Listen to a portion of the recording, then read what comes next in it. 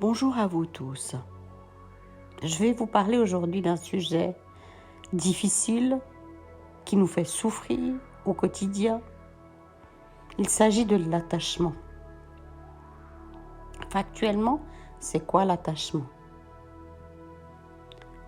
L'attachement est un lien plus ou moins serré, plus ou moins fort, entre deux êtres, quel qu'en soit le royaume.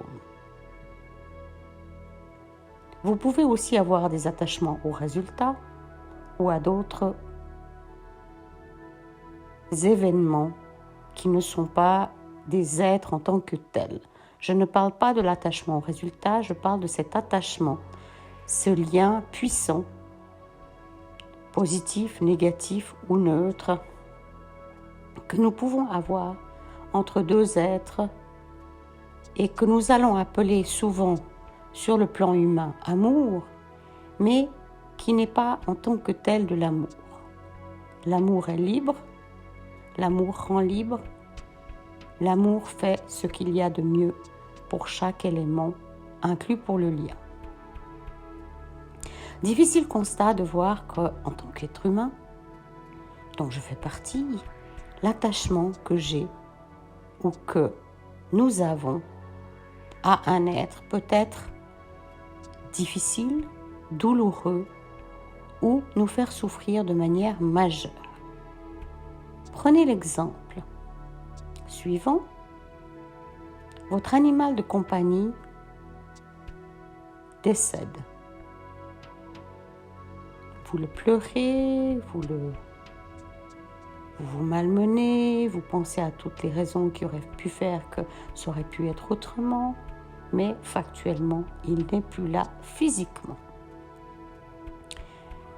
En tant que tel, d'avoir une période de deuil est normale, mais quand ce deuil se prolonge, quand la souffrance est terrible, souffrance du manque, souffrance de difficultés, souffrance de tu aurais quand même pu faire autrement, là commence toute l'histoire de l'attachement. L'attachement est un état humain, émotionnel, lié a priori à un phénomène de peur, puisque nous ne pouvons pas vivre ou évoluer sans l'autre, pour une raison qui nous est parfois assez mystérieuse et qui relève de notre propre problématique interne d'amour.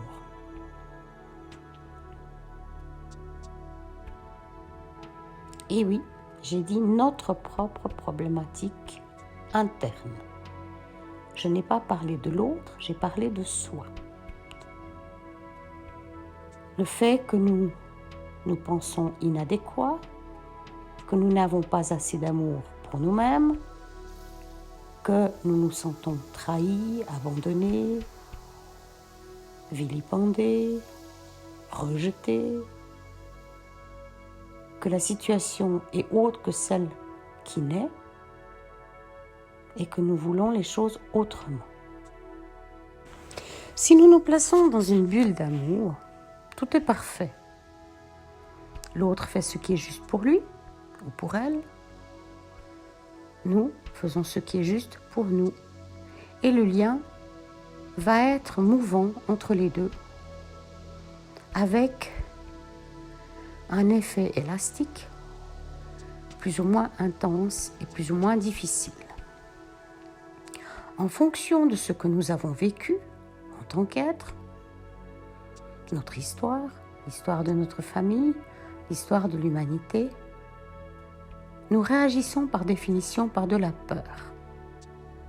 L'autre a disparu, n'est plus dans notre giron, et notre premier réflexe, c'est de mettre en place de la peur, du style « Mon Dieu, comment je vais faire ?»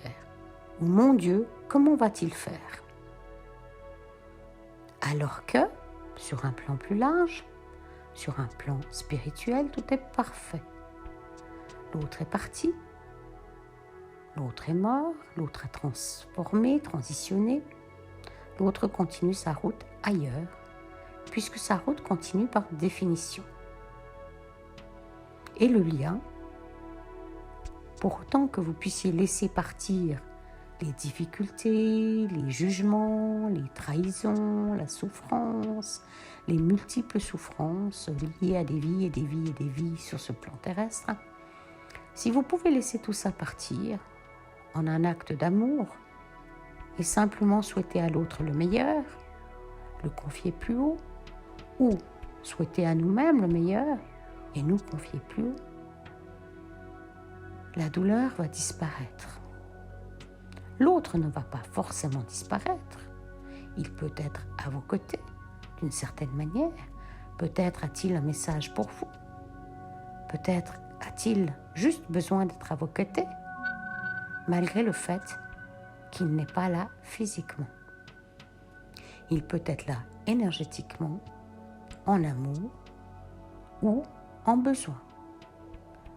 Quand on est dans le besoin, quand l'attachement est dans le besoin, l'attachement ficelle nécessite une réaction de votre part, nécessite une action ici et maintenant. Mais quand le lien est d'amour, le lien est libre, il va, il vient, il échange et il continue sa route comme lien et les deux êtres restent non pas attachés, mais en amour l'un de l'autre. L'attachement est probablement un des phénomènes qui fait le plus souffrir les humains. Et vous allez entendre, c'est pas normal, ça aurait pu être autrement. Pourquoi il est parti avec cette femme? C'est pas possible. S'il est parti avec cette femme, c'est qu'il devait partir avec cette femme. Et que vous aviez à apprendre autre chose. À vous aimer, à penser vos blessures, à comprendre vos blessures, non pas intellectuellement, mais intuitivement, et comprendre ce que vous venez apprendre sur le plan lourd, terrestre. Et une fois tout ceci résolu, peut-être pourrez-vous remettre de l'amour, remettre un lien fluide, un lien doux, un lien nourricier.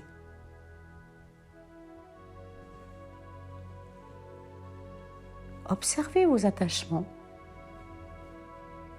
observez comment vous vous comportez. Quand quelqu'un ne se comporte pas comme vous le souhaitez, comme votre ego aurait souhaité, parce que sur un plan supérieur, a priori, tout est toujours parfait. Et je dis bien a priori. Dans le modèle dans lequel j'évolue actuellement, c'est présupposé, tout est parfait. Ici, mon chat a disparu, mon chien est mort, mon mari est parti danser dans d'autres cours. C'est que j'avais à y apprendre quelque chose sur moi-même, sur l'autre ou sur les deux. Donc je vous encourage à observer ces liens qui vous attachent, qui vous empêchent ou qui empêchent l'autre d'évoluer. Cette mère qui surcouvre son enfant, cette femme qui a peur chaque fois que son mari part. Et retournez en arrière.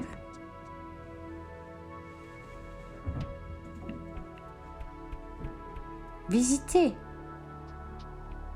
les zones de douleur, les zones d'ombre, les zones de peur qui ont façonné votre façon d'être aujourd'hui et qui font que vous souffrez. La souffrance n'étant que, et je bémolise ce que vous n'arrivez pas à comprendre ou intégrer aujourd'hui.